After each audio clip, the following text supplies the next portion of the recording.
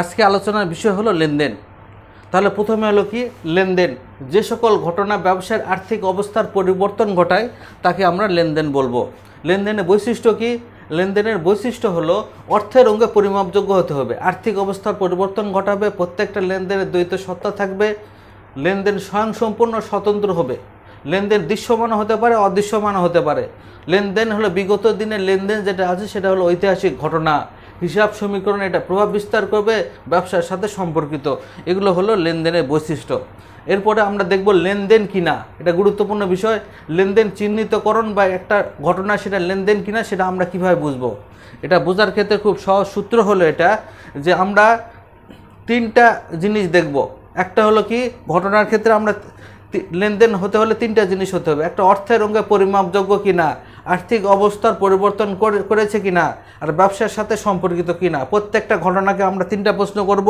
এই ঘটনাকে তিনটা প্রশ্ন করার পরে সেই ঘটনা যদি এই তিনটা প্রশ্নের উত্তর দিতে পারে তাহলে সেটা হলো লেনদেন হবে। যেরকম কি হচ্ছে, 50,000 টাকা মূলধন নিয়ে ব্যবসা শুরু করলো, তাহলে এটা অর্থের অঙ্কে পরিমাপযোগ্য, আর্থিক অবস্থার পরিবর্তন করেছে এবং ব্যবসার সাথে সম্পর্কিত, তাহলে এটা হলো লেনদেন। তারপরে কি? তারপরে হলো 8,000 টাকার পণ্য ক্রয়ের ফরমাইশ পাওয়া গেল, এটা হলো অর্থের অঙ্কে পরিমাপযোগ্য, ঠিক আছে, কিন্তু আর্থিক অবস্থার পরিবর্তন করতেছে না। কারণ কি? শুধু অর্ডার পাইছে, ফরমাইশ পাইছে, সুতরাং এটা লেনদেন নয়। তারপরে কি? মামুনকে 5,000 টাকা বেতনে ব্যবসায় ম্যানেজার নিয়োগ করা হলো, এটা হলো অর্থের অঙ্গে পরিমাপযোগ্য, ঠিক আছে, কিন্তু আর্থিক অবস্থায় পরিবর্তন করতেছে না, সুতরাং এটা হলো লেনদেন নয়। মালিকের ব্যক্তিগত অর্থ চুরি, এটা অর্থের অঙ্গে পরিমাপযোগ্য কিন্তু আর্থিক অবস্থার পরিবর্তন করতেছে না, ব্যবসার সাথে সম্পর্কিত নয়, এটা মালিকের ব্যক্তিগত বিষয়, তাহলে এটা লেনদেন নয়। তারপরে কি? ম্যানেজারের মৃত্যু। ম্যানেজারের মৃত্যুর প্রথম কথা হলো অর্থের অঙ্গে পরিমাপযোগ্য নয়। ম্যানেজারের মৃত্যু এটা বিরাট ক্ষতি, কিন্তু অর্থের অঙ্গে পরিমাপযোগ্য নয়, আর্থিক অবস্থায় পরিবর্তন ঘটাচ্ছে না, সুতরাং এটা হলো লেনদেন নয়।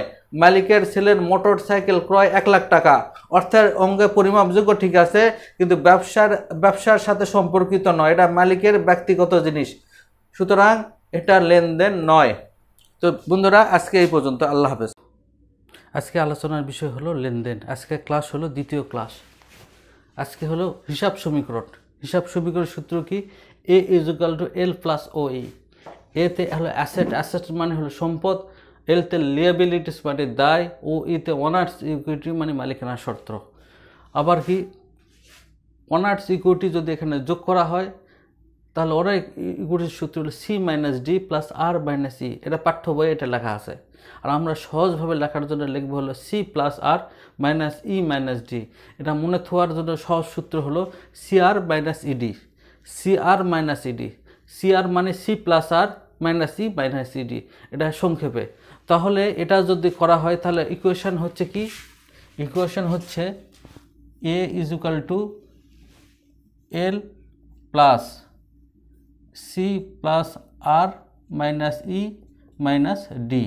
আচ্ছা, এরপর আমরা দেখবো হলো হিসাব লেনদেনে হিসাব সমীকরণের প্রভাব।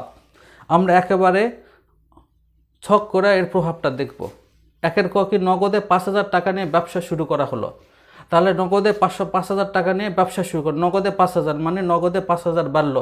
ব্যবসা শুরু মানে হলো, সবসময় মনে রাখবো, ব্যবসা শুরু মানে হলো মূলধন, মূলধনে 5,000 বাড়লো। এরপর হলো 2-এর খ, 2-এর ধারে 5,000 টাকার যন্ত্রপাতি ক্রয় করা হলো, ধারে মানে হলো পাওনাদার, পাওনাদার 5,000 টাকা বাড়লো। আর কি? ধারে যন্ত্রপাতি ক্রয় করা হলো, যন্ত্রপাতি 5,000। এরপরে কি? 2-এর ক, পাওনাদারকে পরিশোধ করা হলো 3,000 টাকা, তাহলে পাওনাদারকে পরিশোধ, পাওনাদার কমে গেল, পাওনাদার কমে গেল 3,000, আবার নগদ টাকাও কমে গেল 3,000। তারপরে কি? 2-এর খ, নগদে বেতন পরিশোধ করা হলো 2,000, নগদে বেতন পরিশোধ, তাহলে বেতন পরিশোধ হলো ব্যয়, তাহলে বেতন হলো এই যে ব্যয় মাইনাস আছে, তার মানে বেতনও মাইনাস হবে, ব্যয় বা খরচ। আবার হলো নগদও 2,000 টাকা কমে যাবে, কারণ নগদে পরিশোধ করা হয়েছে। 3 নম্বর কি? নগদে আসবাবপত্র ক্রয় 1 লাখ টাকা, তাহলে নগদে টাকা দিয়ে 1 লাখ আসবাবপত্র কিনেছে, তাহলে 1 লাখ টাকার নগদ থেকে কমে যাবে, 1 লাখ টাকার নগদ থেকে কমে গেছে। আর আসবাবপত্র বাড়ছে হলো 1 লাখ, এই আসবাবপত্র 1 লাখ। এরপরে কি? মালিক কর্তৃক ব্যক্তিগতভাবে ব্যবসায় ঋণ পরিশোধ করেছে 5,000 টাকা, মালিক কর্তৃক ব্যক্তিগতভাবে ব্যবসায় দিছে, তার মানে হলো মূলধন, মূলধন হলো এই মূলধন হলো 5,000, তারপরে কি ঋণ পরিশোধ করছে, তাহলে 5,000 টাকা ঋণ কমে যাবে।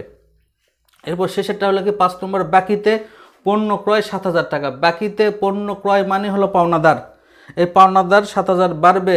আবার কি ক্রয় করা, ক্রয় মানে কি, ক্রয় মানে হলো ব্যয়, ক্রয় মানে ব্যয়, তাহলে মাইনাস 7,000 টাকা ব্যয় বা খরচ। এই জন্য একেবারে সহজ। আজকে এই পর্যন্তই। আল্লাহ হাফেজ। আসসালামু আলাইকুম শিক্ষার্থীরা, আজকে আলোচনার বিষয় হলো নবম দশম শ্রেণী হিসাব বিজ্ঞান দ্বিতীয় অধ্যায় লেনদেন। এটা হলো তৃতীয় ক্লাস, দ্বিতীয় অধ্যায়ের এটা তৃতীয় ক্লাস। আজকের বিষয় হলো চালান, debit voucher, credit voucher, cash memo, debit note, credit note. তাহলে ব্যবসায়িক লেনদেনের উৎস এবং এতদ সংক্রান্ত দলিলপত্রাদি। প্রত্যেকটি লেনদেন সমর্থনে এক বা একাধিক প্রমাণপত্র বা দলিলপত্র থাকে। এই প্রমাণপত্র বা দলিলপত্রের ভিত্তি করে লেনদেন সমূহ হিসাবের বইতে গুরুত্ব সহকারে লিপিবদ্ধ করা হয়। এই দলিলপত্রগুলো কি কি? চালান, debit voucher, credit voucher, cash memo, debit note, credit note, VAT চালান ইত্যাদি। তাহলে আমরা এখন চালান বুঝব। বিক্রেতা যখন পণ্য বিক্রয় করেন তখন পণ্য বিবরণ সম্বলিত একটি লিখিত দলিল ক্রেতাকে হস্তান্তর করেন। এই দলিলকে চালান বলে। চালানের ক্রেতার নাম, ঠিকানা, মালের পরিমাণ, মূল্য বিবরণ, অন্যান্য শর্ত উল্লেখ থাকে। এরপরে হলো ভাউচার। লেনদেনের যে প্রমাণপত্র ব্যবহৃত হয় তাকে ভাউচার বলে। ভাউচার হলো দুই প্রকার, একটা ডেবিট ভাউচার আর একটা ক্রেডিট ভাউচার। পণ্য ক্রয় ও বিভিন্ন ব্যয়ের সপক্ষে যে ভাউচার ব্যবহার করা হয় তাকে ডেবিট ভাউচার বলে। আর ক্রেডিট ভাউচার হলো পণ্য বিক্রয়ের ক্ষেত্রে, ঠিক উল্টা, পণ্য ক্রয়ের ক্ষেত্রে এটা, পণ্য বিক্রয়ের ক্ষেত্রে ও বিভিন্ন আয়ের সপক্ষে যে ভাউচার ব্যবহৃত করা হয় তাকে ক্রেডিট ভাউচার বলে। ক্যাশ মেমো, নগদ মূল্য। ক্যাশ মেমোর ক্ষেত্রে, ক্যাশ মানে নগদ, নগদের ক্ষেত্রে, নগদ মূল্যে পণ্য ক্রয় বিক্রয়ের ক্ষেত্রে ক্যাশ মেমো ব্যবহৃত হয়। বিক্রেতা ক্রেতাকে ক্যাশ মেমো দেয়। ক্যাশ মেমোর উপরিভাগে বিক্রয় প্রতিষ্ঠানের নাম, ঠিকানা, মোবাইল নম্বর মুদ্রিত থাকে। বিক্রিত পণ্যের নাম, পরিমাণ, দর, মোট মূল্য, নিট মূল্য, কমিশন ইত্যাদি উল্লেখ করে স্বাক্ষরপূর্বক ক্রেতাকে প্রদান করে। তারপর ডেবিট নোট। ক্রয়কৃত পণ্য ত্রুটিপূর্ণ হলে ক্রেতা যখন পণ্যের বিবরণ যেমন দাম, পরিমাণ, মূল্য ইত্যাদি ও পণ্য সহকারে বিক্রেতাকে যে নোট পাঠান তাকে ডেবিট নোট বলে। এটা ক্রেতা তৈরি করেন, পাঠান হলো বিক্রেতাকে। Credit note. বিক্রেতার কাছে বিক্রিত পণ্য ফেরত এলে প্রাপ্ত মালের পূর্ণ বিবরণ যেমন মালের দাম, পরিমাণ একটি কাগজে লিখে ক্রেতার নিকট প্রেরণ করে জানিয়ে দেন তার হিসাবকে মালের ফেরতের জন্য ক্রেডিট করা হয়েছে। এই জন্য একে ক্রেডিট নোট বলা হয়। তাহলে বুঝে আসছে? এখন আমরা এই যে এখানে চালান, ডেবিট নোট, ক্রেডিট নোট, এই যে অংশটা, এটা হলো এমসিকিউর জন্য সবচেয়ে বেশি ইম্পর্ট্যান্ট। এখান থেকে একটা এমসিকিউ, একটা দুটো এমসিকিউ আসবেই বোর্ড পরীক্ষায়। আর স্কুলের পরীক্ষায় তো একাধিক আসবে, এমনকি সৃজনশীলও আসতে পারে। কিন্তু বোর্ড পরীক্ষার ক্ষেত্রে এই অধ্যায়টা এমসিকিউর জন্য বেশি ইম্পর্ট্যান্ট। এখান থেকে একটা কিংবা দুটো এমসিকিউ আসবেই বোর্ড পরীক্ষায় ইনশাল্লাহ। তো সেখানে এগুলোর ক্ষেত্রে কি আসে? প্রথম আসে হলো ব্যবসায়িক লেনদেন উৎস। ব্যবসায়িক দলিলপত্র কোনটি? ব্যবসায়িক দলিলপত্র কোনটি? চালান, debit voucher, credit voucher, cash memo, debit note, credit, এগুলো সবই হলো ব্যবসায়িক দলিলপত্র বা প্রমাণপত্র বা দলিলপত্র, এগুলো সবই হলো দলিলপত্র, প্রমাণপত্র। তারপরে চালান। চালানের ক্ষেত্রে কি? চালান বিক্রেতা যখন পণ্য বিক্রয় করেন তাহলে চালান তৈরি করেন হলো বিক্রেতা, আর চালান বিক্রেতা ক্রেতাকে দেন। এভাবে এগুলো হলে এমসিকিউ আসবে। চালান কে তৈরি করেন? বিক্রেতা তৈরি করে, লেখাতে পারে চালান ক্রেতা তৈরি করেন, বিক্রেতা তৈরি করে, সরকার তৈরি করে, না ভ্যাট অফিস তৈরি করে? তো চালান তৈরি করেন হল বিক্রেতা। বিক্রেতা দেন আবার ক্রেতাকে। এখানে কি কি উল্লেখ থাকে? প্রশ্ন আসবে, চালানে কি কি উল্লেখ থাকে? চালানে উল্লেখ থাকে হলো কি? ক্রেতার নাম, ঠিকানা, মালের পরিমাণ, মূল্য বিবরণ এবং অন্যান্য শর্ত উল্লেখ থাকে। তারপরে ভাউচার। ভাউচার মানে কি? ভাউচার মানে লেনদেনের যে প্রমাণপত্র ব্যবহৃত হয় তাকে হলো ভাউচার বলে। আর ভাউচার কয় প্রকার? ভাউচার হলো দুই প্রকার, ডেবিট ভাউচার, ক্রেডিট ভাউচার। তো ডেবিট ভাউচার কেন ইউজ করা হয়? পণ্য ক্রয়ের ক্ষেত্রে ডেবিট ভাউচার ইউজ করা হয়, আর পণ্য বিক্রয়ের ক্ষেত্রে ক্রেডিট ভাউচার ইউজ করা হয়। এগুলো ইম্পর্টেন্ট, এভাবে এমসিকিউ আসবে। পণ্য ক্রয়ের জন্য কোন ভাউচার তৈরি করা হয়, পণ্য বিক্রয়ের জন্য কোন ভাউচার তৈরি করা হয়। তারপর উল্লেখ থাকে ব্যয়ের ক্ষেত্রে কোন ভাউচার উল্লেখ করা হয়। ব্যয়ের ক্ষেত্রে, ব্যয়ের সপক্ষে যে ভাউচার তৈরি করা হয় সেটা ডেবিট ভাউচার, আয়ের সপক্ষে যে ভাউচার তৈরি করা হয় সেটা credit voucher. Cash memo, cash memo কখনোই বাকির জন্য ব্যবহৃত হয় না। ক্যাশ মেমো সবসময় নগদে মূল্য ক্রয় বিক্রয়ের ক্ষেত্রে ব্যবহার করা হয়। তো ক্যাশ মেমো, এটা ক্যাশ মেমোর ক্ষেত্রে খুব গুরুত্বপূর্ণ। ক্যাশ মেমো কখনোই বাকিতে বিক্রয়ের ক্ষেত্রে ব্যবহার করা হয় না। ক্যাশ মেমো কখন বিক্রি করা হয়? নগদে ক্রয়ের ক্ষেত্রে ব্যবহার করা হয়, বিক্রয়ের ক্ষেত্রে ব্যবহার করা হয়। তো ডেবিট নোট, ডেবিট নোটের ক্ষেত্রে ইম্পর্টেন্ট হলো, ডেবিট নোটের ক্ষেত্রে ইম্পর্টেন্ট জিনিস হলো ক্রেতা তৈরি করেন,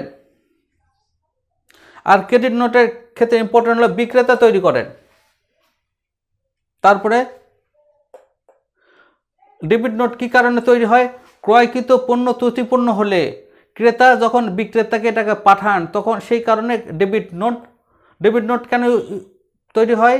ক্রয়কৃত পণ্য ত্রুটিপূর্ণ হলে এবং ফেরত পাঠালে, তাহলে ডেবিট নোট তৈরি করা হয়। ক্রেডিট নোট কেন?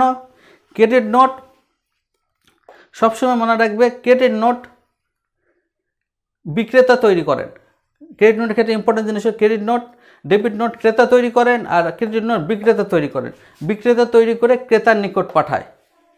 তো সেই জন্য আশা করি এই চালান, debit voucher, credit voucher, cash memo, debit note, credit note তোমাদের আর কোনো সমস্যা থাকবে না ইনশাল্লাহ।